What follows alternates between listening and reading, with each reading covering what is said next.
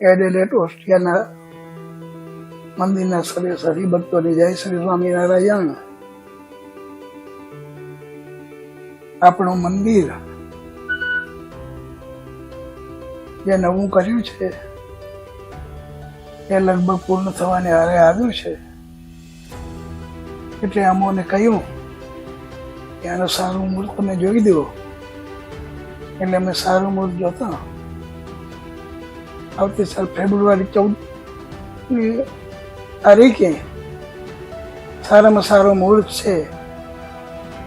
અને એ દિવસે આપણે અહીંયાથી મંદિરમાંથી મૂર્તિઓ લઈ કરી અને ત્યાં મૂર્તિઓને પધરાવવાની છે. તો એમાં કોઈ જાતની શંકાનું નથી સ્થાન. સારામાં સારું કામ મુહૂર્ત સારું છે. અને અમને બધાને ખ્યાલ આવે એવા હેતુથી આ મંદિરનું પહેલાં જે આપણું ખાતમુહૂર્ત કર્યું હતું અને પહેલાં જે પ્રતિષ્ઠા થઈ હતી એ જ તારીખ આવી છે અને એ જ તારીખ સારામાં સારી છે. તો તમે બધા ભેળા મળ કરી અને સારામાં સારો આપણા ઉત્સવ ઉજવાય એમ આપણે દરેક હરિભક્તોને એટલે ત્યાંના ઓસ્ટ્રેલિયાના દરેક મંદિરોને તમે જાણ કરી દેજો કે આપણે આ તારીખે ઠાકોરજીને ત્યાં લઈ જઈ અને પધરાવવાના છે.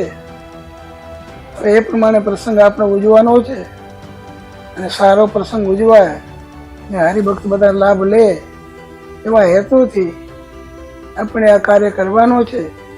અહીંથી પણ સર્વે સંતો બધા આવશે અને તમે પણ ત્યાં એકમતમાં થઈ કરીને સારામાં સારો ઉત્સવ ઉજવાય એ પ્રમાણે બધા કરજો. અમારો એમાં ખૂબ રાજીપો છે. બધા સંતો પણ રાજી છે. માટે આપણો ઉત્સવ એમાં બધા હરિભક્તો લાભ લે એ પ્રમાણે પ્રેમથી જ્યારે આમંત્રણ આપવાનો સમય થાય ત્યારે આમંત્રણ આપજો પત્રિકા દ્વારા એ. અને હમણાં પરથી જાણ કરી દેજો કે આપણો ઉત્સવ આ પ્રમાણે કરવાનો છે. એટલે બધા હરિભક્તોને ત્યાંના હરિભક્તોને ખબર પડે. વિદેશના હરિભક્તો ઇંગ્લેન્ડથી કોઈ આવવાના હોય તો આવી શકે.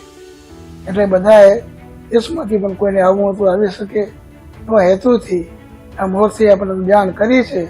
અને અમે સારામાં સારો મુહૂર્ત જોઈને નક્કી કર્યું છે. તમે નક્કી ચિંતા ન કરજો.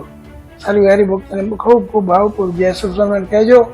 અને ત્યાં બધા જૂપ મંડળના હરિભક્તો હોય, જૂપ મંડળ ભાઈઓ હોય એ સર્વેને અમારા ભાવપૂર્વક જય સ્વામિનારાયણ કહેજો. સર્વેને હરિભક્તોને જય સ્વામિનારાયણ.